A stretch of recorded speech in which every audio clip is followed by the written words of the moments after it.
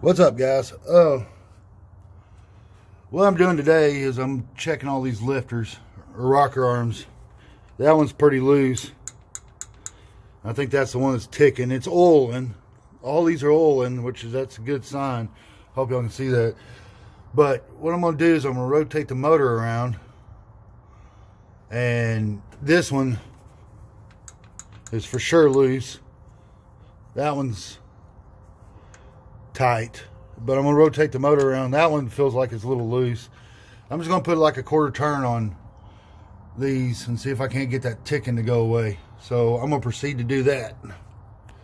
All right, all my lifters are oiling. That's a good thing. I rotated the motor around, checked all these again, put about a quarter turn on all of them. I found two that was super loose. I don't know how, but I guess when I was rotating it around with the camshaft, I just either missed them or whatever, but it should be a lot quieter now. I'm fixing to put the valve covers back on it, and we're going to fire it up and see. But these have always been tricky for me. One time I over-tightened them. It took me 2 weeks to figure out why the new motor wouldn't start.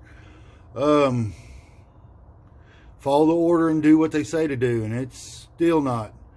My ideal way of doing these is getting them on there, getting them where they move the valve, and then I don't have them anymore. I don't know what happened to them, but I used to have some cutaway valve covers that I could put over there and just tighten up the nuts until they quit ticking.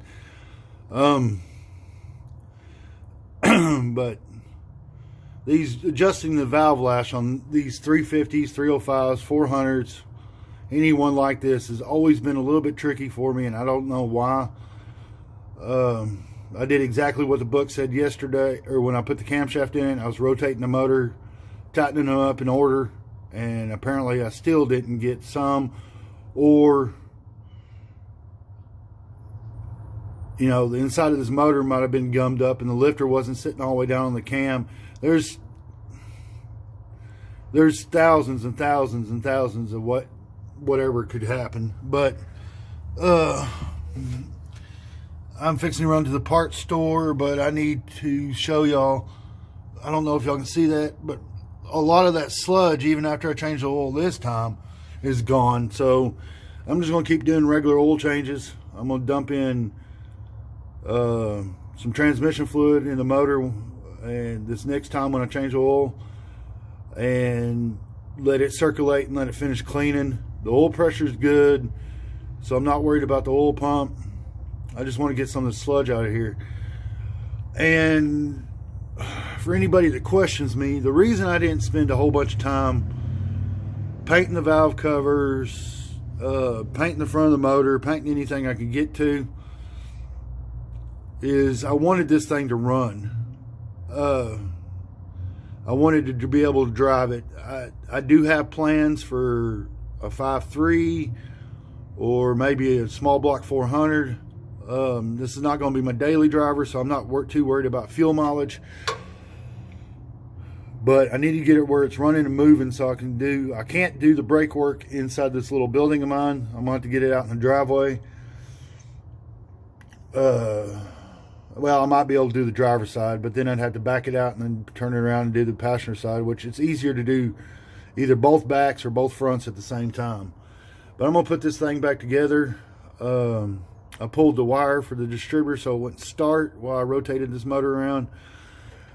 I got to go to the parts store. I think I already said that. I got to get some fresh oil and another filter and some fuel line, so I can start plumbing in that other tank, so I can start sucking off that tank instead of using jerry can. So let me get busy and I'll keep you updated. Man,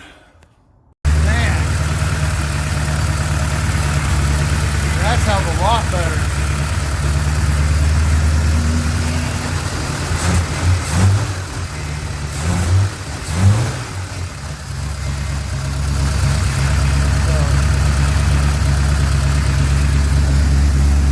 Okay, guys, have you already started working and then forget that you need to record it? Well, that just happened to me.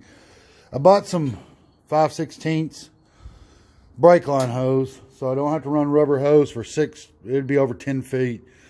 I'm gonna run it up in between the frame. I'll show you what I'm doing. Then I bought me a hose right here. That's not particularly the hose I want, but that way I can start sucking out of this tank. And I did forget to buy a fuel filter. I'm glad there's an extra one in my car. I'm gonna put a fuel filter in the line, and so I don't suck up any debris out of this tank. And then I gotta order, I guess I'm gonna have to order online. I need some kind of filler neck. Right now I'm just gonna shove a bottle down in there to keep the rain out. But I'm trying to get this thing totally independent on itself, so it runs and drives everything on itself. So I'm gonna continue to start working on this fuel line, and I'll get back with you. Guys, I got the rubber fuel line hooked up to the steel fuel line. I don't know if y'all can see it come from the tank. It goes over underneath the frame and then out to it. Still got to do some tidying up on that. This is just to see if I can get this thing to run off this tank. Then up front, I put an inline filter right there. You can barely see it in the video. So I'm gonna put some gas in this tank. Don't make fun of my Mountain Dew funnel. All my funnels are missing. But I'm gonna see if I can't get this thing to run off this tank. So let me put some gas in it. We'll see what goes on. I just dumped about 3 gallons in that tank. I don't want to completely fill it up because I still got to drop it and do some finishing work. But let me go see what this thing will do. See if it'll start sucking off this tank.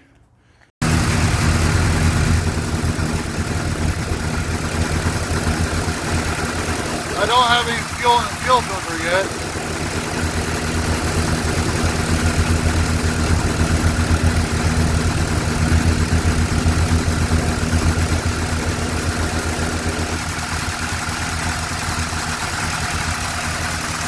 Guys, I hope y'all can see this as good as I hope y'all can. Alright, I got the fuel line hooked up to the right deal. It's sucking now. Now, I still got to clean this up. I don't like that. This other one's the same way. I need to get the big vent ran up in the, probably in that frame rail with the air filter on it. It's for a vent. Still got to square up the tank some. I took it loose a little bit so I could pull the sending unit out, because I wasn't getting any gas, and I hooked it up to the wrong line. But I still have to put my other strap on it to hold it in there. So I'm getting there. I'll have to look online and see if I can't find me some type of filler neck, because that ain't gonna work. That Mountain Dew bottle has a lid on it, so you know nothing can get down in there. I dumped 4 gallons in the tank. I temporarily hooked up my line to my fuel gauge. That's not the way it's going to stay. The fuel gauge is working. Turn on the key, it goes down. It's showing about empty, but there's only 4 gallons in that tank anyway, so it runs off that tank.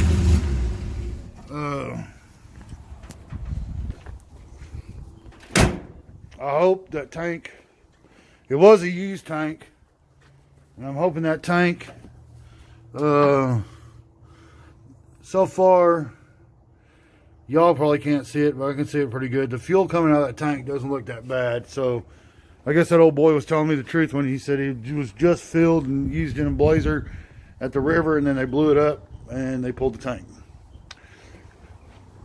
So there's lots more work to do. I didn't get as far as I wanted to today, but if y'all ever need some fuel line, just go buy some 5/16 brake line. That's what I did, and it works perfect. You have to cut off the ends because they're flared, so I can get the nuts off there. I still got to find something, somehow, some way to mount that line on the frame so it doesn't rattle around. I mean, now it just runs and drives under its own power. So next thing will be is a oil change.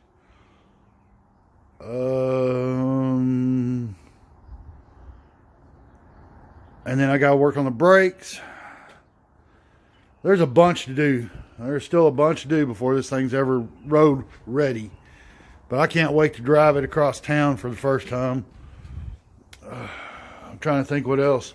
But I'll keep making videos on it. I need to start working on the Monte Carlo too, but I need to get this one going. I need to work on my building. I got a lot of stuff going on. So, till the next one, guys. Please like, comment, and subscribe.